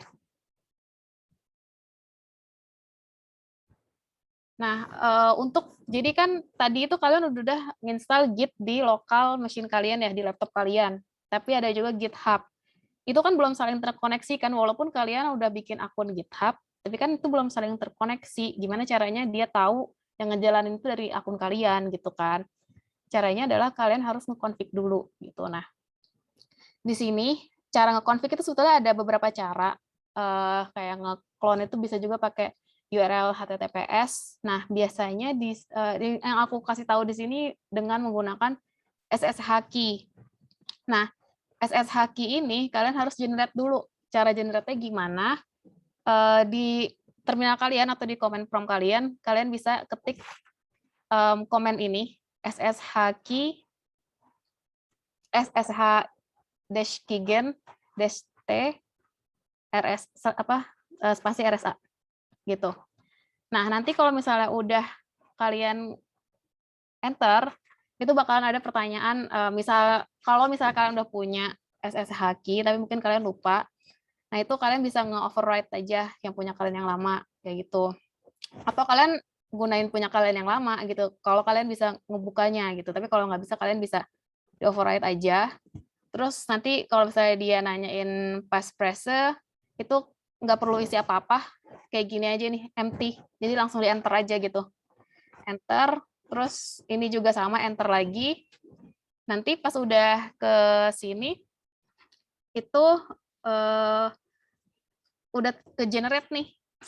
Ini contoh yang udah ke-generate si SSH key-nya. Nah, SSH key itu yang mana? SSH key itu yang ini nih. Ya, biasanya tulisan gini, SHA 256. Nah, lanjut dulu ya. Yang kita butuhkan ini nih, si SSH key-nya gitu. Nah, SSH key-nya ini kalian copy dulu, kalian copy.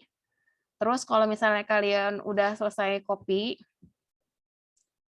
kalian coba ke account setting kalian di GitHub. Di GitHub di sini. Sini ya. Ada setting. Nah, ini kalian ke sini, SSH key. Diklik SSH key. Kak, maaf ada yang nanya di ini, di kolom chat, katanya buat Mac sama Windows sama config-nya? Iya, sama sih. Kalau nggak salah itu sama. Kalau untuk yang itunya. Untuk yang SSH key-nya. Atau beda?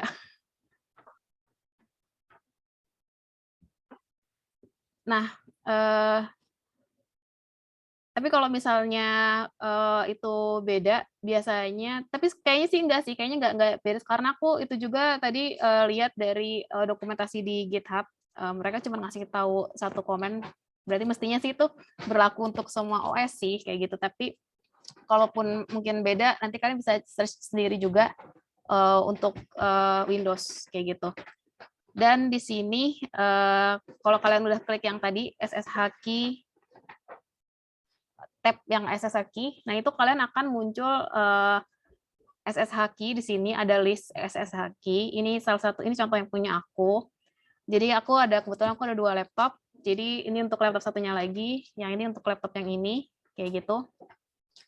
Nah, kalau misalnya kalian belum ada, berarti bakalan kosong di sini. Nah, kalian bisa klik new SSH key, yang ini, button yang hijau itu. Nah, kalau misal, ya. Itu title-nya isi bebas kan ya? Nah, ya, untuk title yang ini isinya bebas. Title-nya bebas, yang paling penting adalah ini, SSH key. Aku sih nyaranin title itu yang menggambarkan laptop kalian gitu, karena itu kan untuk satu laptop, itu satu SSH key. Jadi kalau kayak aku nih, yang satu kan ada MacBook kantor, yang satu MacBook aku. Yang sekarang aku pakai kan ini punya aku sendiri. Jadi biasanya kalau punya aku tuh aku tulisnya Grab MacBook, yang ini My Pink MacBook gitu. Karena MacBook aku warnanya pink. Gitu. Jadi kayak biar aku nggak bingung gitu, ini key yang ini dipakai sama laptop yang mana, kayak gitu. Aku sih nyaranin yang mengidentifikasi laptop kalian gitu. Jadi nanti kalau kalian beli laptop baru, kalian harus config lagi, kayak gitu key-nya. Nah, yang tadi di copy itu kalian paste ke sini. Ke key. Kalau udah, langsung add SSH key. Nah, di situ nanti udah tersambung tuh, udah ke config antara laptop kalian sama akun kalian. Kayak gitu. Oke. Kalau udah, kita agak back dulu. Tadi ada ini nih. Hah? Kalau invalid gimana ya? Invalid Key SSH. Invalid key SSH. SSH-nya tadi udah dapat. Sudah dapat. Dari copy juga. Udah di copy. Coba mungkin share screen kali ya.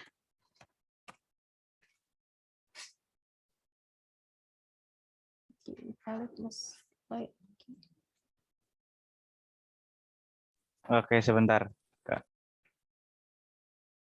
Saya juga invalid, Kak. Key invalid ya, coba ya. Ini juga kurang tahu.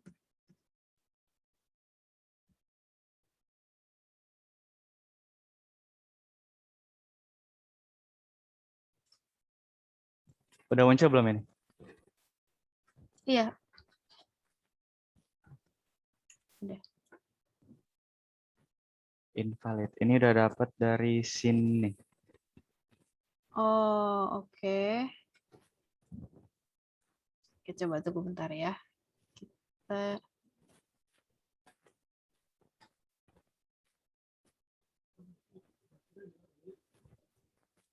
Kalau misalnya kalian nemu kayak gini, sebetulnya yang ini tuh sering banget ya kejadian.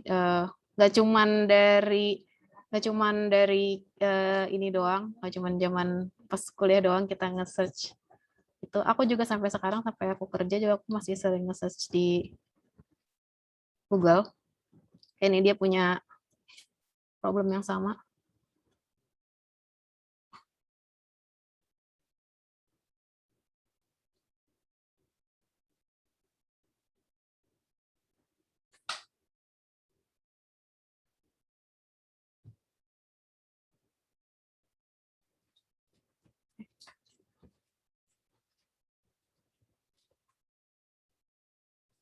Itu tadi Windows ya? Iya, Kak.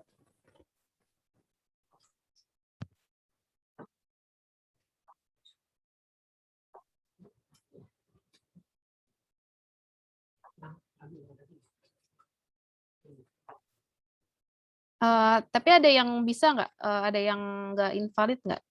Teman-teman yang lainnya? Yang di kolom chat itu ini jawaban siapa yang ngirim, Muhammad Arya. Oh, ada yang ngirim ya? Iya, ada ngirim link.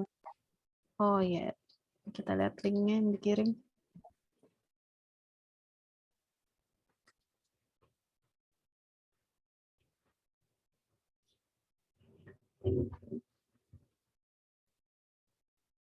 Nah, ini mungkin bisa dicoba nih untuk yang tadi kena invalid.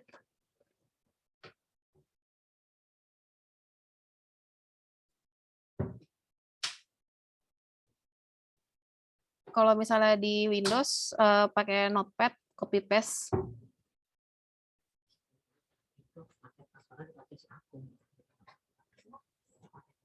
Oke, ini ada yang bisa ya. Ini coba dulu aja, coba di tadi kan ada yang nge-send ininya ya, apa namanya, linknya untuk Stack Overflow-nya. Nanti dicoba dulu. Ini aku lanjutin dulu materinya.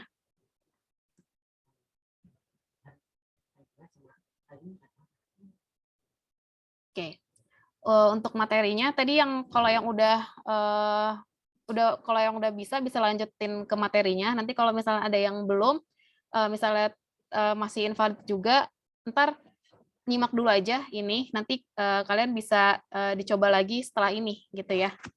Karena yang penting kalian tahu dulu step komen ini tuh untuk apa, komen ini untuk apa, kayak gitu. Nah, lanjut, ini kita perlu ngeklon ya. Klon repositori yang tadi kita udah buat. Di sini kan ada mana tadi? Ketutupan.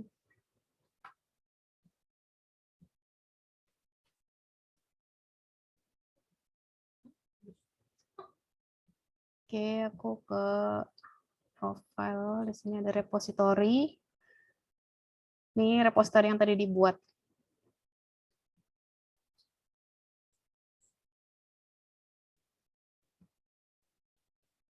Nah, dalam repositori ini kalian bisa ngeklon ini nih, klik yang code ini, terus kalian copy URL SSH-nya, kayak gitu.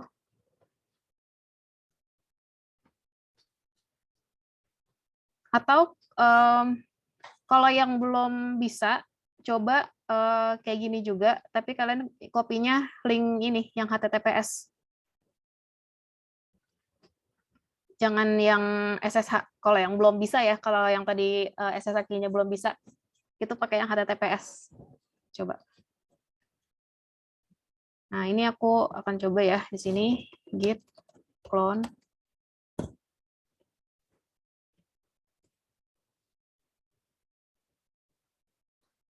Nah, ini kalau udah keluar kayak gini, ini tandanya udah berhasil kita clone ke lokal kita. Ini bisa kita lihat ke folder kita. Kalau aku sendiri itu aku taruh di sini. Nah, ini udah ada nih muncul demo Git Telkom yang ini ya. Nah, kalau udah muncul kayak gini, sekarang kan kita lihat lanjut ke step berikutnya.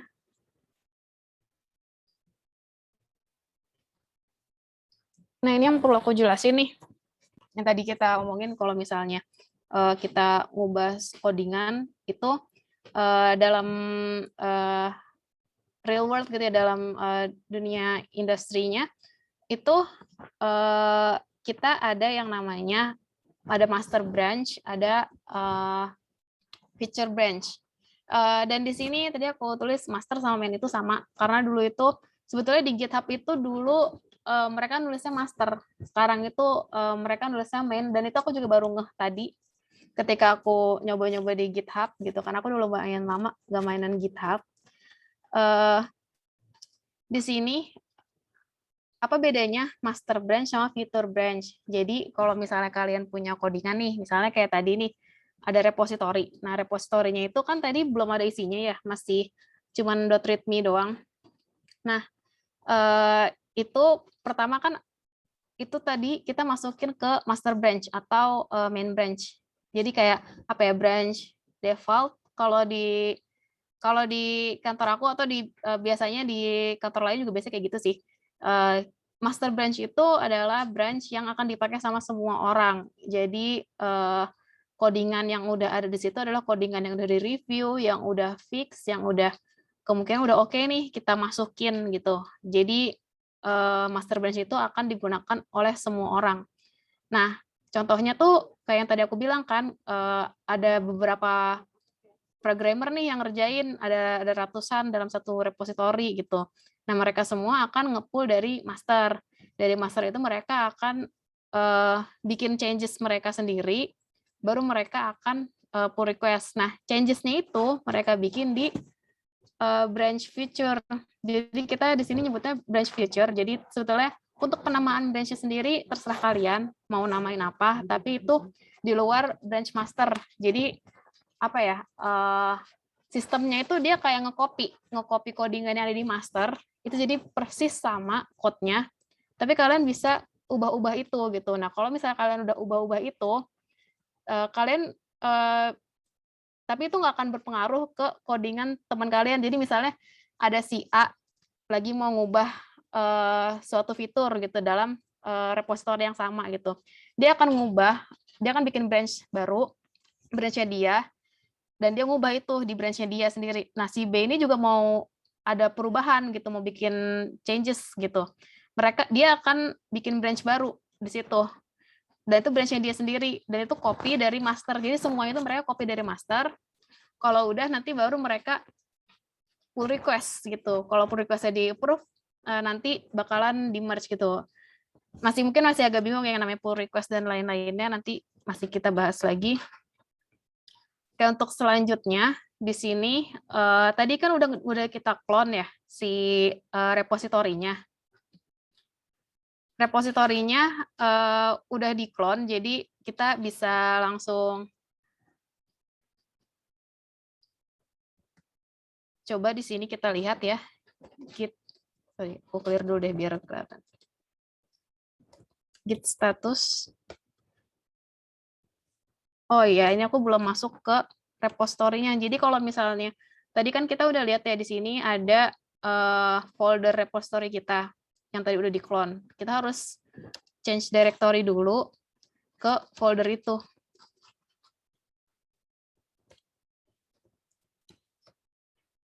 Nah, kalau udah pindah ke situ, kalian bisa cek git status itu untuk mengetahui kalian lagi ada di branch mana gitu. Jadi kan kalian nggak tahu nih ya, kita lagi ada di branch mana. Nah, caranya adalah dengan menggunakan git status itu. Nah, kalau misalnya kita udah ada di branch master, misalnya ini kan udah ada di branch master ya tadi di sini. Nah, ini kita akan coba bikin branch baru. Di sini aku ngasih nama branch-nya feature 1 gitu ya. Git branch.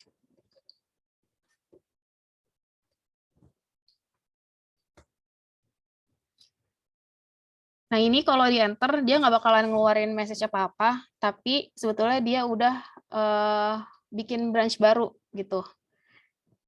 Di situ. Dan cara ngeceknya gimana? Kalian bisa komen ini, git branch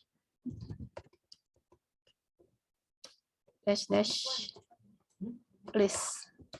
Nah, ada dua kan, ada main branch, ada feature branch. Nah, walaupun kita tadi udah nge-create feature branch, sebetulnya posisi kita sekarang masih ada di main. Itu kelihatan dari ini, tanda bintang ini. Nah, sekarang kita mau coba bikin suatu code changes di repository kita, tapi kita bikinnya di feature branch dulu. Caranya gimana? Kita harus check out dulu. Jadi kan kita harus pindah dulu. Tadi kan kita ada di branch-nya main branch. Nah, sekarang kita harus pindah dulu ke feature branch. Caranya di sini pakai komen git checkout. Nanti kalian bisa lihat komennya di slide-nya.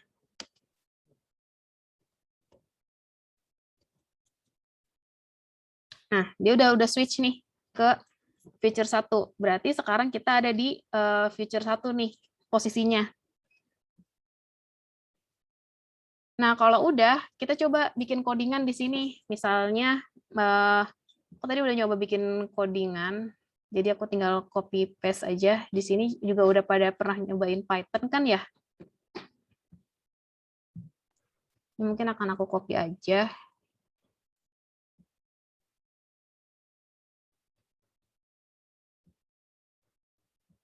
Aku open dulu si folder yang tadi. Ini. Demo git open. Aku akan nambahin file di sini. Misalnya nama filenya luas.python.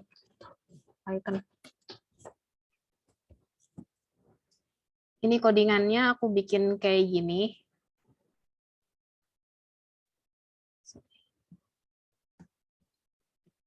Kalau misalnya kita run, dia bakal ngeluarin luas lingkaran dan diameter. Ini kalian bakal pakai ID apa aja terserah. Aku di sini pakai visual code, tapi itu nggak akan berpengaruh. Jadi kalian mau pakai apa aja nggak masalah. Yang jelas kita akan buat perubahan di folder tadi nih, foldernya dia. Ini. Nah, kita lihat ini udah aku save tadi. Jadi kalau di Visual Code, kalau kita nge-run, dia bakal otomatis nge-save. Dan di sini ada penambahan luas.python. Nah, sekarang kita gimana caranya? Kalau kita lihat nih ya di repository kita, mana? Di sini kan masih filenya ini masih cuma si readme doang nih ya. Si yang tadi aku tambahin itu masih belum ada di sini. Nah, gimana caranya biar itu bisa nambah ke situ gitu. Oke, lanjut. Di sini change yang tadi udah aku ubah itu berarti kan aku nambahin si Python tadi nih. Kita tinggal klik git add. Ini untuk nge-unstage. Unstage itu kayak apa ya? Sebelum commit itu tuh changes-nya jadi ketahuan nih ada changes apa aja di situ. Nah, di sini kita lanjut lagi, kita harus commit sebelum kita masukin si changes kita itu. Git commit. Untuk komen di commit-nya ini sudah terserah kalian mau apa aja terserah. Bahkan aku sendiri di kantor juga macam-macam aja gitu, bisa kayak misalnya fix apa gitu-gitu. Nah, ini udah di-commit, tapi baru di-commit ya, belum di-push gitu. Nah, gimana caranya kita untuk nge-push? Untuk nge-push, kita bisa nge-run si komen ini, git push. Jujur aku sendiri juga nggak hafal sama komen-komennya. Jadi sebetulnya kalau aku sendiri di kantor, aku nggak pakai komen, nggak pakai command prompt kayak gini. Aku pakai search tree karena tinggal ngeklik aja. Cuman di sini aku sengaja pakai command prompt karena untuk belajar. Kalau misalnya belajar, aku emang saranin kalian pakai command prompt. Karena kalau misalnya kalian udah tahu cara menggunakan command prompt, kalian bakalan lebih mudah untuk menggunakan tools apapun gitu. Nah, ini aku nge-push si changes tadi ke GitHub aku gitu. Dan ini akan masuk, kita bisa cek ke sini ya. Nih, ada muncul kan? Nah, kalau udah muncul kayak gini, artinya ini kita bisa lihat di sini nih, kan ada 2 branch nih. Kalau kita klik branch feature, itu ada di luas.py gitu. Nah, ini adalah branch yang aku ubah, tapi branch-nya si main itu nggak berubah gitu. Nah, sekarang caranya gimana sih biar dia bisa masuk nih ke branch main. Tapi di sini aku akan bikinnya kita pakai pull request gitu ya. Jadi biar kayak simulasi gitu ya sama teman gitu misalnya. Kalau teman kalian bikin branch baru dan mau masukin, dia perlu pull request. Pull request itu apa sih? Pull request itu kalian tuh kayak nge-request codingan kalian itu untuk masuk ke branch main atau branch master. Nah, di sini kalau kalian udah klik pull request tadi, ini bisa kalian isi apa aja title si pull request-nya. Misalnya add initial luas gitu. Terus ini terserah mau dikosongin juga nggak masalah. Langsung create pull request. Nah, di sini ketika kalian udah create pull request, misalnya ya teman kalian nanti ngelihat nih ada pull request baru di sini nih codingannya. Mereka akan bisa tahu dari sini nih ada tab pull request, ada 1 pull request baru, dia bisa ngelihat dan di sini teman kalian bisa ngelihat changes-nya itu apa. Oh, changes-nya dia nambahin ini nih gitu. Misalnya kalian lihat misalnya kalian komen nih gini. Kenapa harus luas lingkaran misalnya gitu atau apapun lah terserah gitu. Kalian bisa di sini start komen gitu. Nah, nanti teman kalian sendiri bisa pokoknya kalian bisa diskusiin dalam satu line ini apa aja yang mau kalian diskusiin gitu di sini. Tapi kalau misalnya emang udah oke gitu kalian bisa sebagai partner ngoding lah ya di situ kalau misalnya teman kalian udah menurut kalian udah oke gitu kalian bisa finish. Misalnya kalian bisa approve di sini. Nah, aku nggak bisa approve karena ini kan emang punya aku sendiri. Tapi kalau misalnya kalian ada teman kalian yang request, kalian bisa nge-approve kayak gitu. Nah, ini kalau misalnya tadi kan ada komen ya. Komen itu biasanya perlu di-resolve. Jadi kalau misalnya udah oke, dua-duanya udah sama-sama sepakat, bisa di-resolve gitu. Kalau udah, bisa langsung di-merge. Nah, kalau misalnya udah di-merge, merge ini langsung masuk ke si main branch. Nih, one commit into main from feature 1. Dan kalau kita lihat lagi, balik lagi ke repository kita, perubahan tadi itu udah nambah di sini. Gitu ya. Jadi, aku yakin tadi masih banyak banget yang agak bingung ya, karena tadi juga agak aku cepetin di sini, karena ini sudah slide-nya kan sampai 44 slide, tapi di sini aku udah nulis semuanya. Jadi kalian bisa coba sendiri untuk merge request, pull request, dan lain-lainnya. Dan kalau, oh ya ada yang belum juga. Terakhir, kita di sini check out terakhir kan tadi kita pas di lokal kita masih ada di feature branch ya. Kalau kita lihat status, nih kita masih ada di feature branch. Gimana caranya kita balik ke main branch? Berarti kita git check out main. Nah, kita udah pindah ke main branch, tapi codingan tadi hilang. Padahal kan di Git kita tadi udah ada ya, udah kita merge gitu. Gimana sih caranya biar kita dapat codingan kita gitu. Caranya kita harus nge-pull dulu. Jadi kita git pull agar bisa dapat latest changes gitu. Jadi sebetulnya di Git sendiri mereka tuh banyak yang bisa pakai tinggal nggak usah komen-komen, langsung dari websitenya itu bisa. Cuman yang tadi aku bilang, aku lebih rekomendasiin untuk kalau masih belajar kita pakai komen agar kita lebih paham dari masing-masing komen itu. Begitu. Mungkin ini udah lebih dari waktu yang seharusnya ya. Iya Kak. Udah lewat, nggak Oke, apa-apa. udah lewat.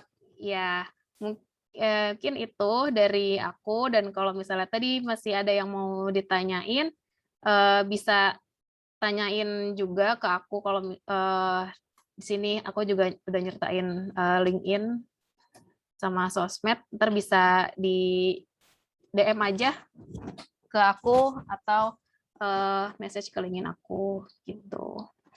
Sekian dari aku, terima kasih. Bila ada salah mohon maaf. Wassalamualaikum warahmatullahi wabarakatuh. Waalaikumsalam warahmatullahi wabarakatuh. Teman-teman, suara saya jelas ya? Soalnya lagi hujan di sini. Jelas. Oke, siap. Makasih banyak Kak Eliza atas materinya. Mudah-mudahan ini ya udah kebayang ya setidaknya ya teman-teman. Nah, untuk yang belum selesai nanti bisa buka ya ini di PPT yang di-share sama Mbak Eliza, nanti bisa diikutin. Soalnya katanya udah lengkap di situ ya. Oke, nah itu link presensinya udah di-share di kolom chat. Mangga bisa diisi, kalau yang udah selesai bisa di-submit langsung linknya. Nah, paling cukup ya teman-teman. Makasih banyak atas kehadirannya, dan terima kasih banyak juga untuk pemateri kita, Mbak Eliza dan Kak Yuslan dan Mas Yuslan atas materinya. Mudah-mudahan bermanfaat dan bisa diimplementasikan ya teman-teman. Apalagi nanti pas ada tugas-tugas kuliah gitu. Mungkin itu aja. Selamat beristirahat. Selamat berakhir pekan. Mohon maaf mengganggu akhir pekannya. Sekian dari kami, Prodi S1 Informatika, dan juga udah hadir ya tadi Ibu Sekpro kita, Bu Fani. Makasih juga Bu Fani udah sempat untuk hadir. Sekian dari kami. Assalamualaikum warahmatullahi wabarakatuh.